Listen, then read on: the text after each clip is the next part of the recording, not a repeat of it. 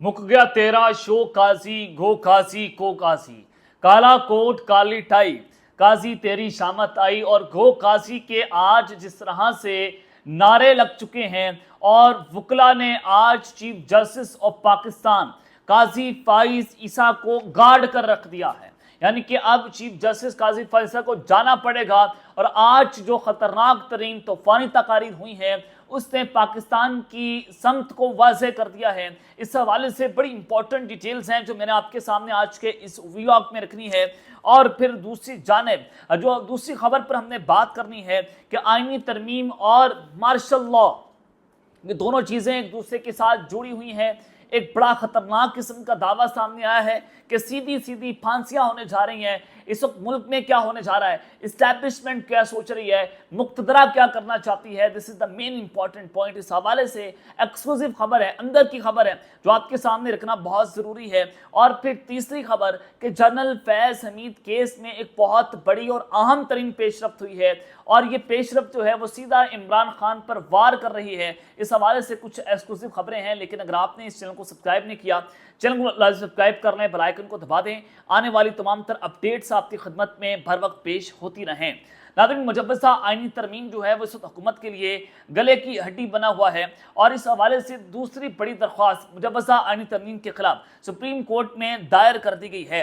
और यह दरख्वास्त opposition leader Punjab assembly Malik Ahmad Khan बच्चर और पाकिस्तान तहरीक इंसाफ लाहौर के सदर शेख इम्तियाज़ महमूद ने सुप्रीम कोर्ट से जो कर लिया है। और PTI के वकील अजहर सदीक, सिविल सोसाइटी के सदर अब्दुल्ला मलिक भी दरख्वास्त गुजारों में शामिल हैं।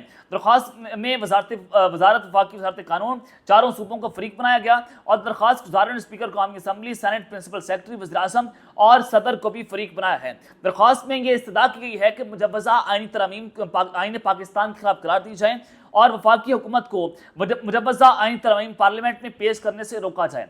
करारदाद मकासद के तहत अदलिया की आज़ादी और आईन पाकिस्तान का बुनियादी जुज़्व है, लिहाजा दोनों ईवानों से पास होने की सूरत में आईनी तरमीम के नफाज को रोका जाए। आइन के आर्टिकल 238 और 239 में तरमीम अदलिया की आज़ादी को तबाह कर देंगी। पार्लियामेंट आईन पाकिस्तान की बुनियादी जुज़्व में तरमीम करने का इख्तियार नहीं रखती हैं, तो लिहाजा आप ये काम करने से रोकें। तो ये दूसरी बड़ी दरख्वास्त जो है वो सुप्रीम कोर्ट में जनाब डाल दी गई है। लेकिन सवाल ये बनता है कि क्या हुकूमत के पास नंबर गेम्स पूरे हैं या भी नहीं है। इस हवाले से राना सलौला ने एक बहुत बड़ा इतराफ़ किया है। वो कहते हैं कि हमारे पास मतलूबा नंबर्स कभी पूरे नहीं थे।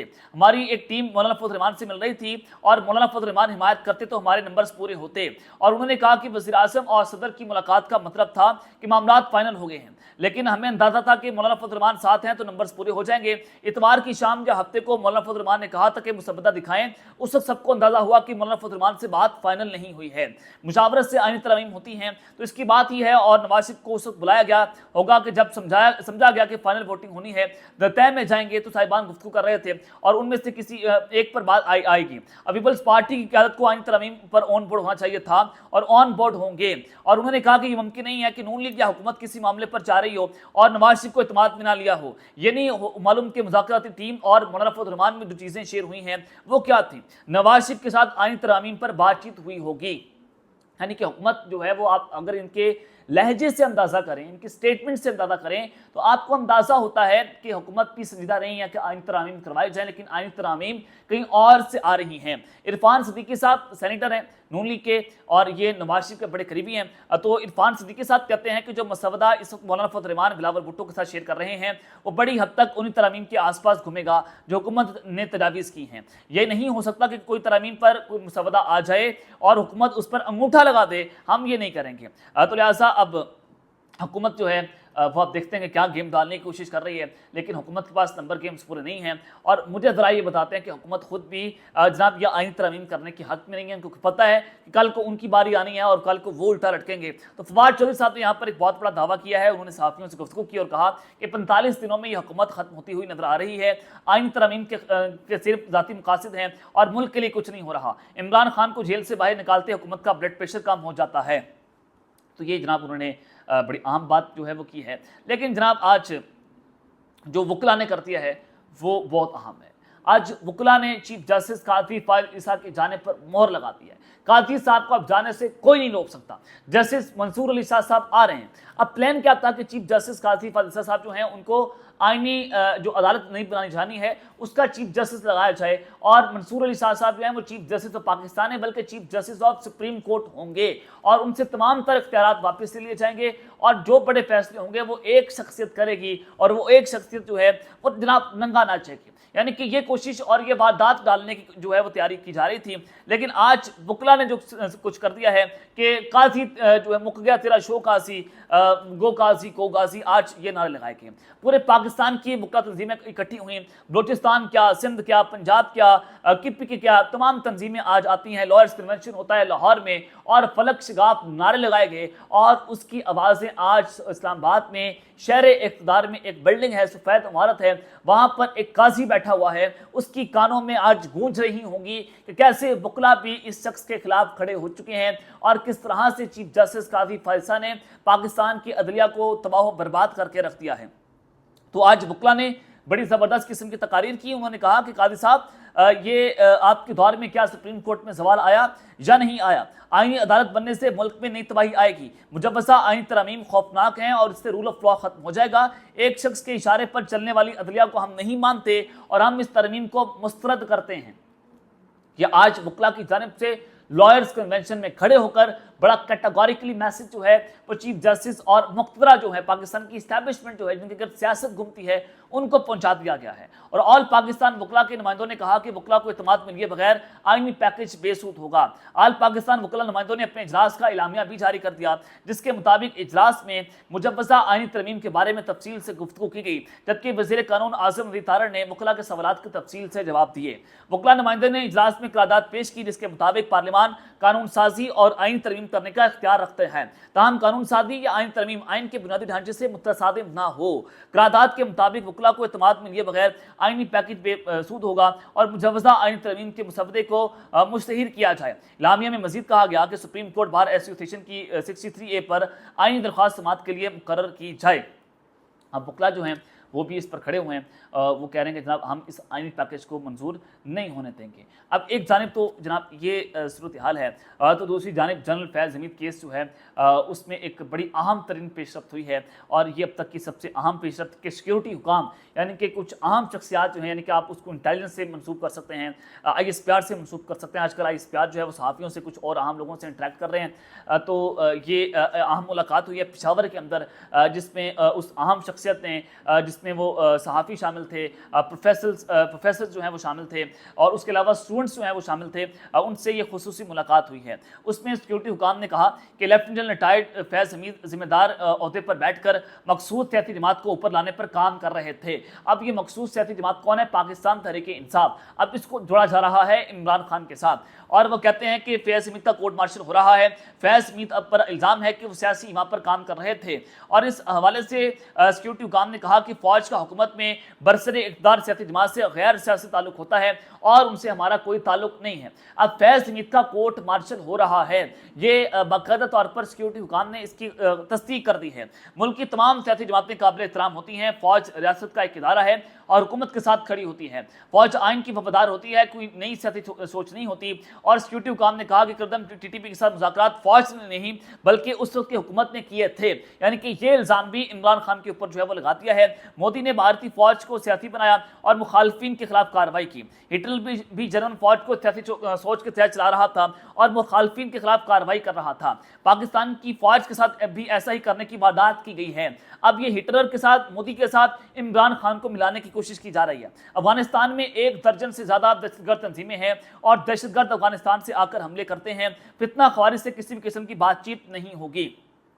اور اس میں یہ بھی کہا گیا کہ اس سے قبل سیکورٹی ذرائع نے اس کی تصدیق کی تھی کہ اگر عمران خان کا جنرل فیض حمید کے معاملے پر ٹرائل ہوا تو تسلی رکھیں اوپن ہی ہوگا۔ آج جناب ایک بار پھر سے کہا گیا ہے کہ جنرل فیض حمید کا کورٹ مارشل ہو رہا ہے اور ان کو سزائے موت کی جانب کام جا سکتا ہے، عمر قید کی جانب کام جا سکتا ہے، اور پھر اس کے لنکس کنیکٹ کر کے عمران خان کو ملٹری ٹرائل میں لایا جائے گا اور جنرل فیض حمید کو عمران خان کے خلاف وعدہ معاف گواہ جو ہے وہ بنایا جائے گا۔ تو اس وقت یہ اس کی جو ہے وہ کوششیں کی جا رہی ہیں، تو یہ ایک بڑی اہم پیش رفت ہے اب تک کے حوالے سے۔ اور پھر دوسری جانب آئین ترمیم، اور ماشاءاللہ سیدھی جو ہے وہ پھانسیاں ہونے جا رہی ہیں۔ یہ معاملہ کیا ہے؟ آئین ترمیم کیا تھی کہ ایک نئی عدالت بنائیں گے، وفاقی آئینی عدالت، اور اس میں چیف جسٹس قاضی فیصل صاحب جو ہیں وہ عدالت میں چلے جائیں گے، سپریم کورٹ سے تمام اختیارات واپس لے لیے جائیں گے، اور سپریم کورٹ کا چیف جسٹس کون ہوگا؟ منصور علی شاہ، اور پھر آرمی چیف کی 5 سال کی ایکسٹینشن اور مختلف چیزیں جن کو ماڈیفائی کرنے کی کوششیں ہو رہی تھی، ملٹری ٹرائل، ملٹری کورٹس جو ہیں ان میں ماڈیفیکیشن ہونی تھی۔ تو اس حوالے سے بیرسٹر علی ظفر پاکستان تحریک انصاف کے رہنما سینیٹر ہیں، وہ کہتے ہیں کہ شک ہے کہ آئینی عدالت میں جج لگا کر مرضی کے فیصلے کروائے جائیں گے، آئینی عدالت کے لیے جلدی نہیں ہونی چاہیے، مشاورت کے ساتھ آئینی عدالت بن سکتی ہے۔